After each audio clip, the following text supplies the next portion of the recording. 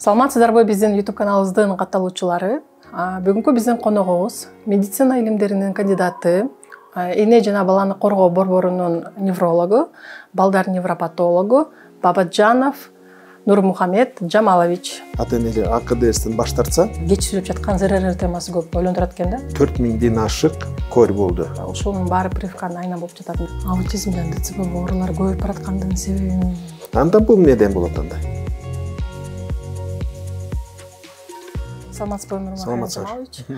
Биздин канал Алдый канал деп аталгандыктан, Алдый курактагы балдардын чың ден соолугунан баштап, бүткүл эле өспүрүм жашка чейин балдардын ден соолугу жана балдардын тарбиясы тууралуу болгондуктан эң алгачкы эле биздин сурообуз эң биринчи кезекте невропатолог 2 айында көрсөтөт эмеспи? Ошондо ата-эне эмнеге көңүл буруш керек? Мисалы, бизди көрүп жаткандар Кыргызстандын булуң бурчунда көрүп жаткандар бар. Кээ бирөө невропатологдо көрүнбөй эле жүргөндөр бар. Ошол курактагы эң алгачкы 2 айлык кездеги ата-эне эмнеге көңүл буруш керек? Эң биринчисинен туура айтасыңар, 2 ай эмес, төрөлгөндөн баштап көңүл буруш керек да. Мына биз азыр айтып атабыз, даже сүйлөм нелерине 1 айдан баштап көңүл буруш керек. Эң биринчиси баланын уктаганы. Жаңы төрөлгөндө бала көбүрөөк уктайт. Азыраак ойго болот, так, көбүрөөк уктан. Экинчиси баланы эмгени. Кандай эмет, жакшы эмеби, ошо эмгенден кийин кусуп жибереби, куспайбы, ошол нелерге байкаш керек. 2 айга чейин да ошолорду байкаш керек. Андан кийин салмагы кандай болуп атат? Бошуп атабы, кошкон жокпу? Ошондуктан кээ бирлерин даже көңүл бурбайт. Бирок ошого көңүл буруш керек да. Эмгени, уктаганы, баланы ыйлаганы кандай болот? Андан кийин так, кыймыл аракеттери, так, уже 1 айда бала жанагы эненин үнүнө белги бериш керек, тааныш керек. Жарык нелерге көз менен карап, ээрчип, сулуу мындай кызыл карганда көнүктөр кийгенде ошол көз менен 1 ай 2 айга чейин ошолорду билип калыш керек. Ар кандай үн чыгарат, лепет деп коебуз, биз кичинекей үн чыгарат, деп ар кандай эмнелерди эмне кылат. Эми мисалы бала энеси сүйлөп эркелетип не кылганда укканы кандай угат? Ошо тынчсыздап туруп көзү менен көңүл бурабы, ошого эмне кылыш керек? Эң баш 2 айга чейин ошолорду эмне кылыш керек? Экинчиси шалдырган жокпу? Денеси кээ бир балдардыкы шалдырап калат да, булчундары бош болуп, алсыз болуп, ушундай болгондо сөзсүз түрүндө кайрылыш керек, көрүш керек, ошолорго эмне кылыш керек да, ушундай. Бериш керек экен. Жанакы мисалы кээ бир балдардын 10 айлык, 11 айлык, отура элек, жөргөйлүү электер болсо, бул деле кандайдыр бир сигнал беребиз невропатологко көрсөтүүнүн? Албетте, ар бири биз детский кичинекей балдардын невролог тууралуу айтабыз, биз эң биринчиси ошо баланы 1 жашка чейин баалоо туура болуш керек да. Уже 1,5 айда бала башын кармап калыш керек. Ичине жаткарганда 1,5 ай, 2 айда уже башын көтөрүп не кылыш керек. 3 айлыгында уже колу 2 колу менен түртүп, мынтип не кылып, башын көтөрүп не кылыш керек. Мойнун токтош керек. Экинчиси жанагы 3 айдан кийин өткөндөн кийин уже жанагы ар кандай оюнчуктар нелерге, шылдырак нелерге эмне кылганда карап, ошо колун сунуп, ошого алганга аракет кылып не кылыш керек да. 4-5 айлыгында уже оодарылганга аракет кылыш керек, оодарылганга. Колдорун тартып не кылганда 4-5 айлыгында уже отурганга аракет кылыш керек да. 5 айда уже жакшы оодарылыш керек да, бала 5 айлыгында. 6 айлыгында уже оодарылып, деп отурганга аракет кылат өзү. Так, 7-8 ай уже бала уже бутуна такандап туруп, кичинеден туруп калсын, түртүп не кылып калган, такандап туруп калыш керек да. 9 ай деп атасыз, 9 айында уже бала жакшылап туруп, 4 буттап, жөрмөлөп, не кылып, ошол деңгээлге жеткириш керек болот. Аларга жетпесе, значит, ар кандай проблемалар бар, ошону такташ керек, эмнеден болуп атат. Азыр прививка кылардын алдында сөзсүз түрдө дарыгерлерди көрсөтүп туруп калат эмеспи? Анан суроолордун арасында болуптур. Айыл жергесинде жашагандарга ушундай мисалы сизге окшогон адистерге көрсөтпөстөн эле сайгануучулар болот экен да. Анан мындай дагы суроо жаралып жатат. Ошо бизди көрүп жаткан көпчүлүк эле апалар да ушул суроо ойлондурат экен. Азыркы ар кандай ооруга чалдыккан балдардын энелери айтат имиш, ушунун баары прививканын айынан болуп жатат. Мисалы ДЦП, аутизм. Эгер ушул прививкалар болбогондо, ушул сиздин көз карашыңыз кандай? Сразу эле айтам, бул фейк, бул туура эмес маалымат. бул ушак сөз деп коем. Жана базарда ар кандай кемпирлер ар кандай сөз көтөрүп эмне кылганда. Мен жанагындай айтканда балага көңүл буруш керек, кандай эмнелери барбы. Жок болсо убагында тамак ичип, убагында салмагын кошуп, эркелетсе эркичип, көз менен карап, күлүп, таанып, не кылса, значит, аны сөз түрдүн деле невропатологко көрсөтүшүнүн кажети жок. Только ошо кээ бир ошо тынычсыздырган ар кандай эмнелер болсо, маселелер ошондо эле кайрылып, заключение алыш керек, невропатолог уруксат алыш керек. Анда эмнелер жок болсо, бала эмне кылса, убагында эле прививка алыш керек. Эмдөөлөрдөн өтүш керек. Дагы бир маселе азыр элдер билбейт да, эми бизде азыр көп биздин адистер жетишпестик болуп атат, анан кийин убакыт тар болгондуктан маалымат жетпей эле жатат да жаш энелерге. Эмне үчүн дегенде ошого айтыш керек. Кээ биринде мага келет, эмдөө эмне кылдым, отказ кылдым. Кайсы эмдөөдөн отказ кылдың десең, бардыгына дейт. Бул такыр сапатсыздык деп коет да, муну сапатсыздык деп коет. Эмне үчүн дегенде бизде 11-12 жугуш дооруга караштуу эмдөөлөр жасайт. Ошону тенелер ошого көңүл буруп, кандай суроо берип, ошону тактаса болот да. Мисалы, шал оорусуга ОПВ деп коет, оозуна тамчып коет. Анын эч кыйынчылыгы жок. Экинчиси жанагы ротавирус деп коет, бул ичи өткөктөргө карыштуу, ошолорго анда оозуна тамчып коет, анда эч кандай эмнелери болбойт. ИПВ деген эч кандай жеңил эле көтөрөт балдар. ПКВ деп эмне кылат.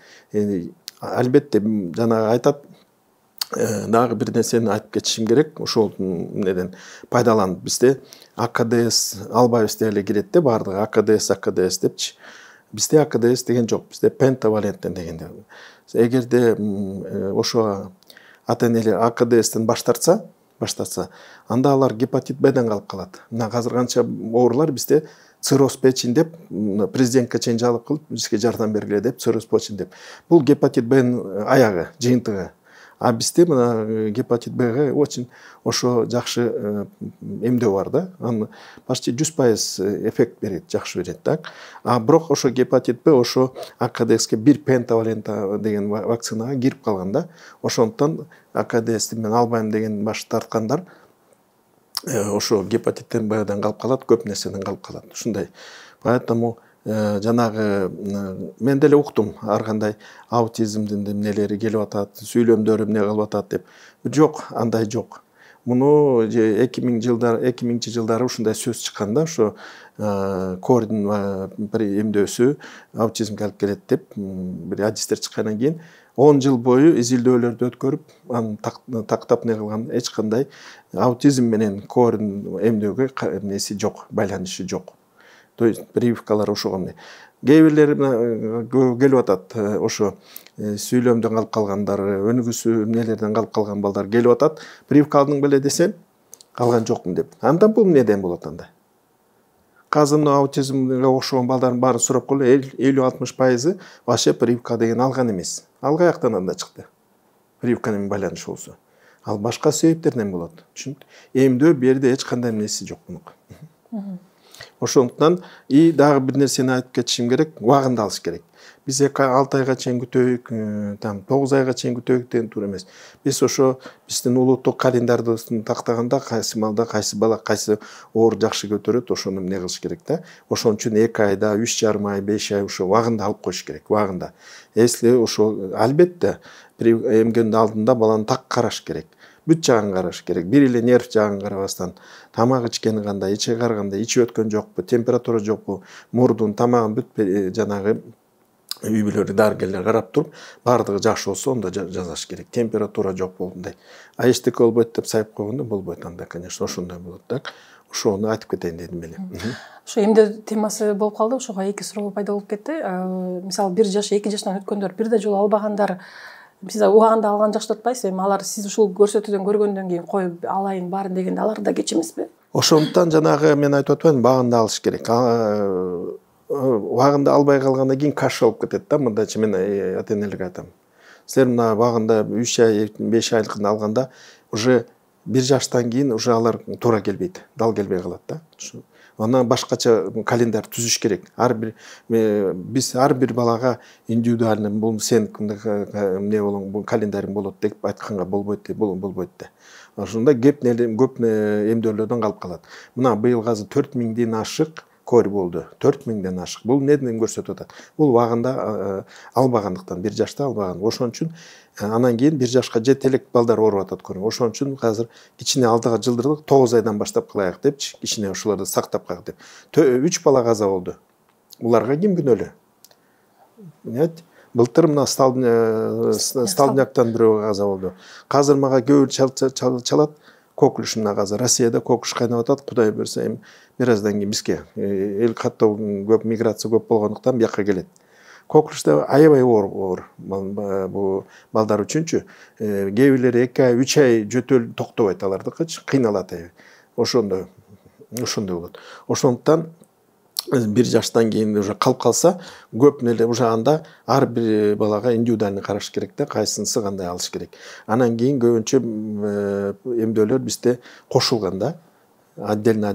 Мисалы келип атат, АКДС албай эле гепатит Б'ди алсам болобу деп. Өзүнчө гепатит жок, вакцина жок. Мунун мамлекети бул каражат да, каржылоо маселеси. АКДС тууралуу сөз болуп калды. Азыркы көп эле жеке клиникаларда француздук очищенный деп пентаксим сайгандар болот экен акчага. Ошол сиз кандай көрөсүз, туура эле нерсеби ал? Эми очищенный деп туура эмес, французский бар. Ал кымбат, просто биздин мамлекеттин көп бай мамлекеттер өзүнүн улуттук календарына киргизген, ал жеңилирээк болот. А жерде бир эле эмне бар, жанагы биздики сайып аткан пента вакцинада АКДС деп коебуз, ацербирин, коклюшный дифтерийный. Коклюшту ошо вирусту эмне кылып, ослабевать этип киргизип койгон. А жанагы французский деген айда коклюшту клеточный вариант деп коебуз, клеткасын алып салган, ошондуктан ал жеңилирээк көтөрүлөт. Аныкы бирок иммунитети бирок азыраак болот, слабыйраак болот, узак мөөнөткө эмне кылбайт, бирок ал деле иштейт да, гуморальный иммунитет деп коет ушундай. Эми кийинки сурообуз биздин балдардын кеч сүйлөп жаткан ЗРР темасы көп ойлондурат экен да. Ошонун алдын алыш үчүн кайсы ЗРР, задержка речевого развития. Сүйлөмү. Ушул сүйлөм, ушул тема көпчүлүк энелерди ойлондурат экен. Бул эмне себептен азыр ушундай көбөйүп баратат? Анан азыркы кичинекей алдыгелердин апалары ошондой диагнозго туш келбеш үчүн, алдын алыш үчүн эмнелерге басым кылыш керек? Эң негизги азыр мен айтып атам, азыркы жаш балдардыкы өз баланы төрөгөндөн кийин баарлашуу начар болуп атат. Бул гаджет деген келди, сотка деген, мамилеси. Баланын сүйлөмү бул эң негизги ошо кантип ата энеси ошо менен мамиле жасайт, кантип бала менен канчалык көп баарлашып, сүйлөп, кичинекей 2 ай, 3 айына уже ырдап, сүйлөп, мамиле кучактап, не кылып иштеш керек. Экинчи, мен айтам, кээ биринде дайым эле бармактардын учунда нелери, рецепторлор болот, алар ошо сүйлөм борборлор менен тыгыз байланышы бар. Ошолор колдорун шылдырак оюнчуктарды карматыш керек. Шылдырак оюнчуктарды карматыш керек. Ар кандай бир нелерди колдорун стимуляция кылса, то есть тактильная стимуляция деп коебуз, ошо сүйлөм борборлорун көбүрөөк ошого заниматься этиш керек. Экинчи маселе, азыр бул телефон, сотовый телефон. Мына быйыл ООН, ЮНЕСКО сунуш киргизди мамлекеттерге. Мектепте жанагы iPhone нелерди колдонгонго тыюу салгыла деп. А бирок бизде ал өлүп атат. А кичинекей балдарга вообще бербеш керек. Вот менимче, мен жеке оюм да, мектепке барганча телефон, айфондорун бербеш керек. Көбүрөөк бала менен ал ойнош керек. Мен азыр көбүнчө кыргыздар мурун биз чүкө ойноп өстүк. Көбүрлөрү чүкө десең эмне билбейт чүкө дегенин. Чүкөнү ойногондо колдор менен ийнейт да ар кандай. Канчалык не кылганда ошо мээни нагрузка бериш керек. Балага канчалык көп информация, стимуляция кылсаңар, ушунчалык тез мээси өнүгүп өсөт. А тиги телефон, телевизор көргөн, уже даже ушундай иштер бар. Жанагы көп мультфильм көргөн балдар өнүгүүсү токтоп калган. Өспөйт өнүгүүсү, развитиясы жок. Анткени ал жерде эч кандай нагрузка жок, эмне жок, көрүп эле жыргап карап не кылып атат. Түшүнүктүү? А буга наоборот, жанагы кээ бирлер айтат, ой менин балам мындай да, бир оюнчук алып берсең 2 саатка эле жетпейт, сындырат. Мен айтам, бул наоборот жакшы. Баланын билгиси келет. Дөңгөлөгү эмнеге айланып атат? Эмнеге бул кызыл болуп атат? Ошого билгиси келип, ошону ачып көрөйүн деп эмне кылган бала, значит өнүгүп атат. Бул кызыгып атат ошогочу. Ар кандай кубиктерди эмне развивающий игр деп коебуз, оюнчуктарда развивающий, ошо баланын өнүгүшүнө жардам бере турган оюнчуктарды эмне кылыш керек, түшүнүктүүбү? Ошого. Так. Эң негизи ошо сүйлөм эмне менен да. Экинчи маселе, кичинекей эмне кылганда ырдап эмне кылыш керек? Музыка, классика музыка эмне кылса, эмне кылат. Кыймыл аракет, эгерде бала ошо музыкага бийлеп эмне кылып эмне кылса, жанагы мен клеткалар өнүгүүгө умтулат алар деле. Түшүнүктүүбү? Ушундай. Ошо сразу мен сразу ошо убакыт менен пайдаланып, баардан кайрылат элем, балдарга кичинекей телефон бербегиле. Телевизорду көрсө болот, бирок анча эмес, көп. Там 30 минут, 40 минут өзүн эртеден каздагы бир мода чыгып алды, көбүндө чоң экрандарды коюп коет, эртеден кечке ойной берет. Бул аябай зыяндуу нерсе. Убагында көндүрүш керек, режимге, ар бир баланы режимге көндүрүш керек. Уктаган режимин сакташ керек, оюн режимин сакташ керек, көчөгө чыгып басып эмне кылып прогулка эмне кылганга да ошо режимге көндүрүш керек да, режим. Ошондо баланын эле тез өнүгөт, и проблема болбойт да. НРС темасы боюнча дагы эмне айта аласыз? Ошонун симптомдору алдын ала эмнелер менен чыгыш керек? Ушул суроолор да аябай көп келет да. НРС бул чоң маселе. Буну НРСти дарылаш үчүн, НРСти айыктырыш үчүн аны изилдөөш керек.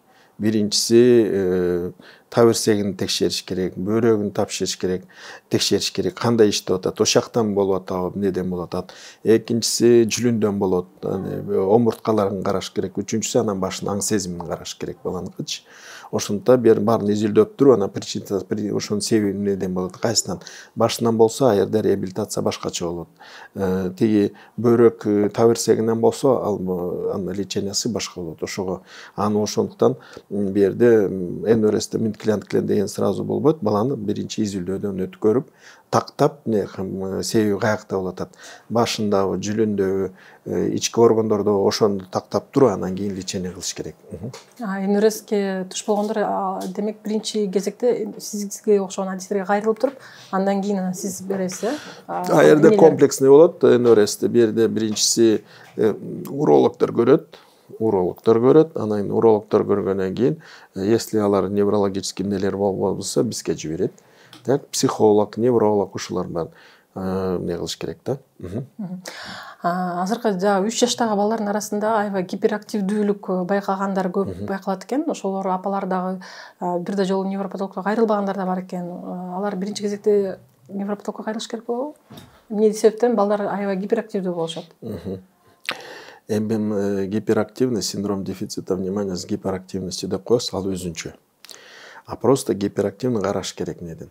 Вообще балдар кыймыл аракети көп болуш керек. Особенно мынау шаардык балдарда кыймыл аракет жок, аз болуп атпайбы? Алар өзүнүн энергиясын бир жерге иштетиш керек. Мен айтам, например, гиперактивный болуп атабы, силер буну давайте 1 саат, 1,5 саат көчөгө ойноткула.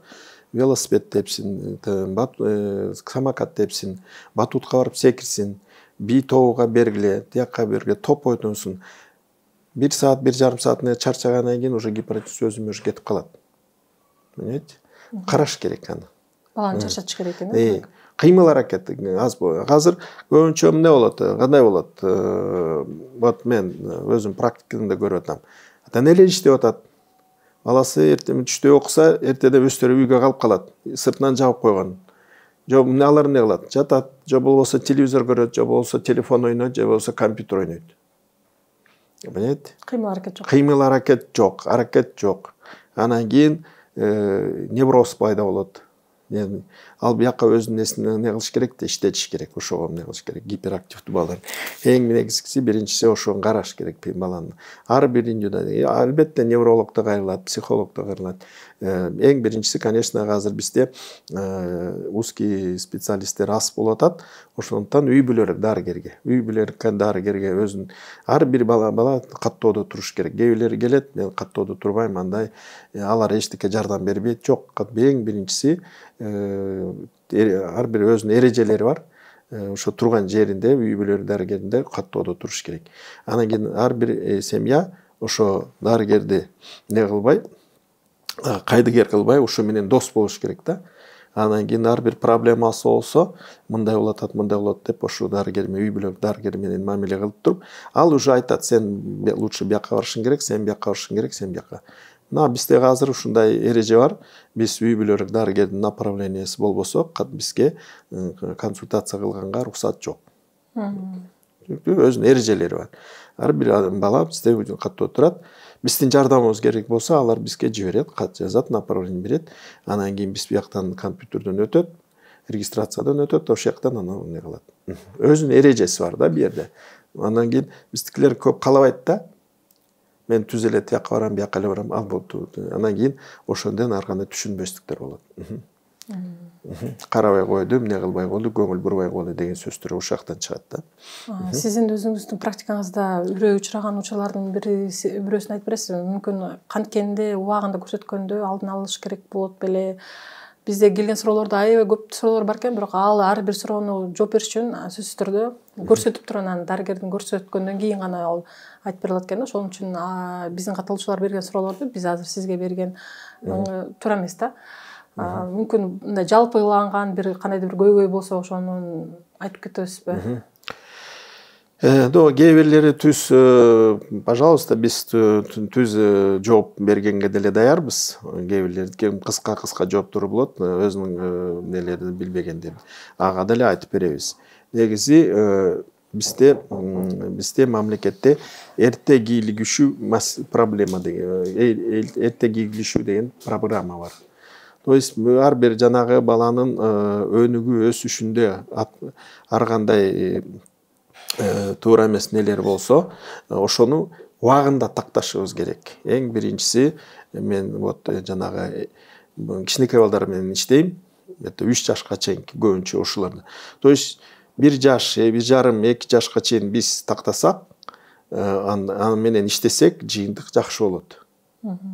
То есть жыйынтык, мына Американская академия неврологии, алар айтат, аутизм деген оорду 2 жашка чейин уже такташ керек. Барбы, жок. Ошону 2 жаштан уже 2 жашка чейин тактап, уже буга программа, өзүнчө программа түзүш керек, образовательный, да, билим берүү программа кылыш керек буга деп. А кийин калганда ал кеч болуп калат деп. Мисалы, мен айтып кетсем, кече бир Алайдан келиптир, уже бала 4 жашта. 4 жашта. Мен көрүп атам, мен айттым, каякта болдуңар? Вот мүмкүнчүлүк болгон жок. Тияка бир жерге барсам эчтеке болбойт деп койду, мынтип койду деп. Мындай жанагы тинтип койду, мынтип койду деген болбойт да. Ай, тиги кичинекейинде биз деле кеч сүйлөдүк эле, кеч эмне кылдык эле деп, ошондой эмнелерден эмне кылыш керек. Проблема болсо убагында кайрылыш керек. Вот 4 жашта баланын тутум эсими, аң сезими калып кеткен да. Мен айттым, конечно, бу жерге жардам бериш керек, жардам берет. Бирок канчалык деңгээлде бурга азыр жете алабыз? Бул кыйын маселе. Но поезд жылып баратканда поездга секирип отуруп алыш керек. Ал алыс кетип калганда аны кыйып жетиш аябай кыйын маселе.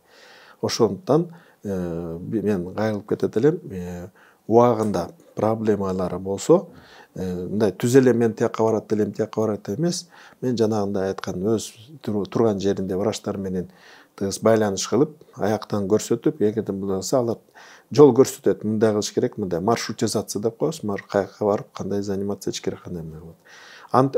Албетте азыр бизде көп балдарды жаткырбайбыз. Көбүнчө амбулаторный реабилитациялоо болот.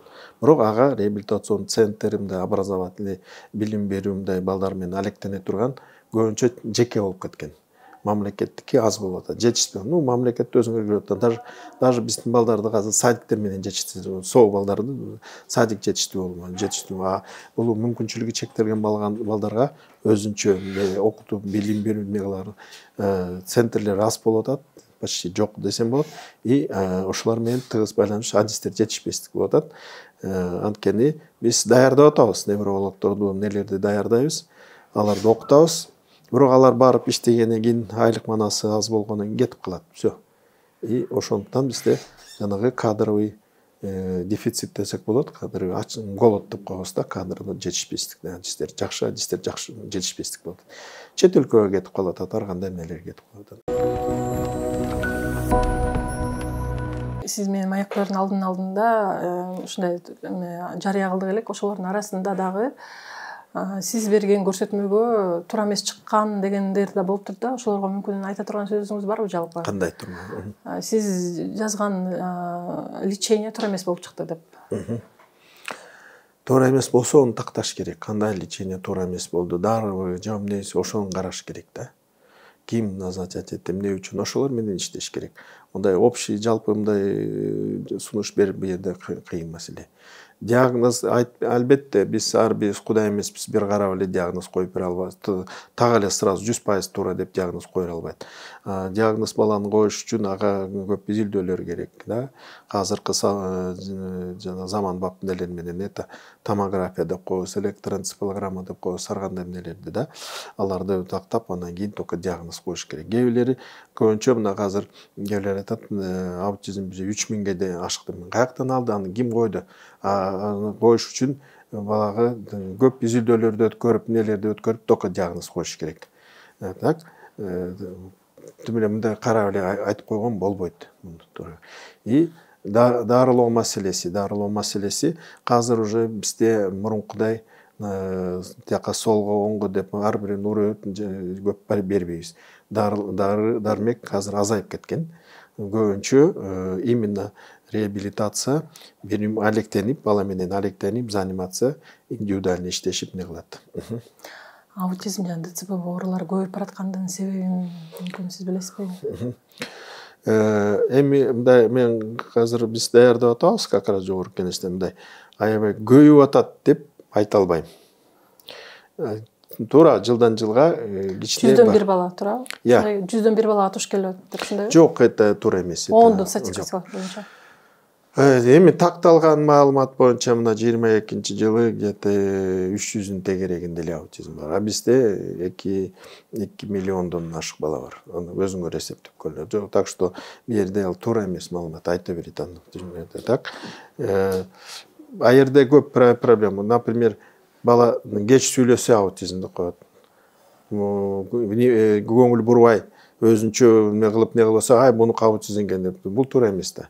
А жерде бу жерде себеби эмнеден болуп атат десек, себеби бизде жанагы планда үй бүлөлүү балалуу болом дегенде пландаштырыш керек. Эң жаш нелер эң биринчисинен өзүнүн ден соолуктугун караш керек, биринчиси да. Экинчиси мына кээ биринде биякта мына балдар жатат, анан кийин айтат, кош бойлуу болгондо кандай болдуң эле десе, баардыгы жакшы болду дейт.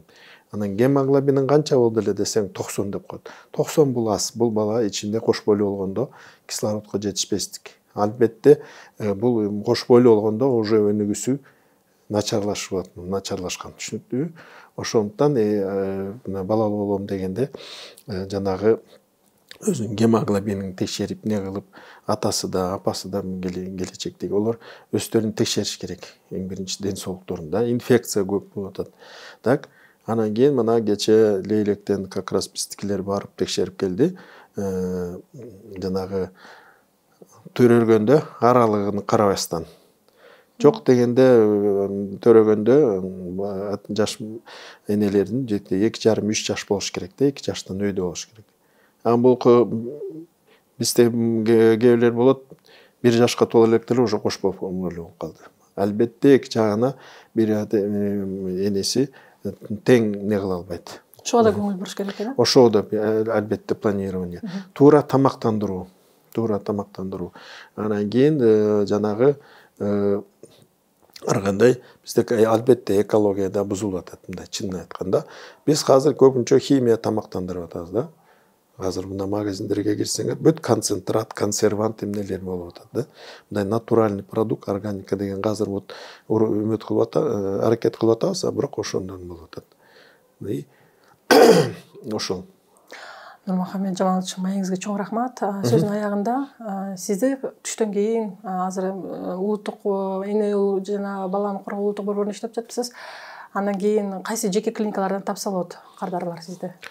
Кайсы жерде иштеп Азыр жатасыз? мен азыраак не кылып атам, бу жерде азыр бизде биякта көбүнчө биякта эмне кылып атабыз, анткени жанагы ар кандай программа, системаны аракет кылып атабыз. Биз көбүнчө кадрлы даярдап не кылып атабыз. Жеке клиника это Кроха или Элькрит, эки клиникада эле жумасына бир күн тиякта, бир күн тиякта. Андан тышкары убакыт жетишпестик болуп атат. Биякта бизде азыр частный прием жок. Бирок да мен айттым, эне биз якта эч кимге жок дебейбиз. Бирок эң биринчиси эрежени жана үй бүлөнүн дарыгер направлениясы болуш керек. Бизде поликлиника бар, регистратура бар, талон алыш керек. Биз азыр 4 жерде поликлиника 4 детский невролог коюп койдук, чтобы очередь болбош үчүн даже. Тияка 2-6 невролог иштеп атат. Ошо. Алар карайт. Эгерде оор бирдеке болсо, сразу бизге бияка эмне кылат. То есть ошо биринчи этап тияктан поликлиникадан өтүш керек.